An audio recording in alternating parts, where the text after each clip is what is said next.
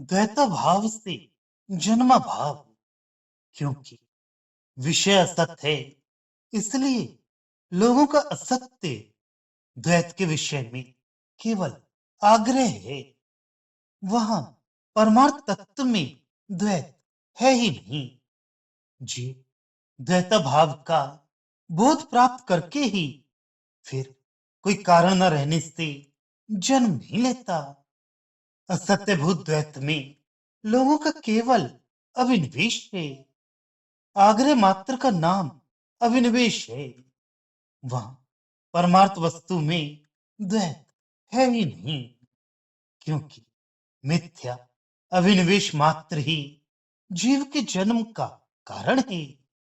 अतः द्वैत भाव को जानकर जो निर्निमित्त हो गया है, अर्थात जिसका मिथ्या द्वैत विषयक आग्रह निवृत्त हो गया है, उस अधिकारी जीव का फिर जन्म नहीं होता।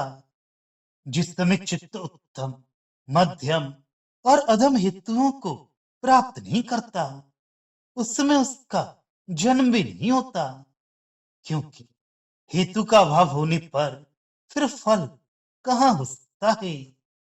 निष्काम मनुष्यों द्वारा अनुष्ठान किए जाते हुए देवत्व आदि की प्राप्ति के हेतुभूत वर्णाश्रम विहित धर्म, जो केवल धर्म ही है, उत्तम हेतु हैं, और मनुष्यत्व आदि की प्राप्ति के हेतुभूत जो अधर्म मिश्रित धर्म हैं, वे मध्यम हेतु हैं, तथा त्रियग आदि योनियों की प्राप्ति के हेतुभूत अधर्म में विशेष प्रवृत्तियां अधम हेतु हैं।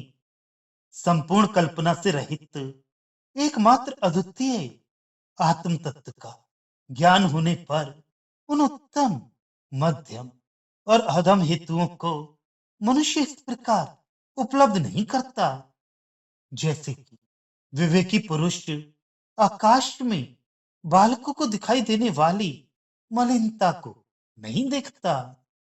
उस समय चित्त उत्तम, मध्यम और अधम फल रूप से देवादि शरीरों में उत्पन्न नहीं होता। बीज आदि के अभाव में जैसे अन्न आदि उत्पन्न नहीं होते, उसी प्रकार हेतु के न होने पर फल की भी उत्पत्ति नहीं होती। हेतु का अभाव हो जाने पर चित्त उत्पन्न नहीं होता, ऐसा पहले कहा गया।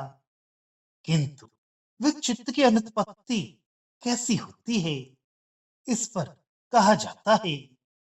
इस प्रकार निमित्त शून्य चित्त की जो अनुत्पत्ति है, वह सर्वथा निर्विशेष और अद्वितीय है, क्योंकि पहले भी वे सर्वदा अजात अर्थात अद्वितीय चित्त की ही होती है। किंतु ये जो कुछ प्रतीयमान द्वैत वर्ग है, सब चित्त का ही दृश्य है। परमार्थ ज्ञान के द्वारा जिसका धर्म अधर्म रूप उत्पत्ति का कारण निवृत्त हो गया है, उस निमित्त शून्य चित्त की जो मोक्ष संज्ञक अनुत्पत्ति है, वे सर्वदा सब अवस्थाओं में समान अर्थात निर्विशेष और अद्वितीय है। वे पहले से ही अजात, अनुत्पन्न और सर्व अर्थात अद्वैत चित्त की ही हो तो है, क्योंकि बोध होने के पूर्व भी वह द्वैत और जन्म चित्त का ही दृश्य था। अतः संपूर्ण अजात चित्त की अनुत्पत्ति सर्वदा समान और अद्वय ही होती है।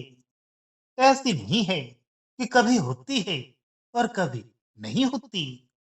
तात्पर्य ये है कि वह सर्वदा एक रूपा ही है,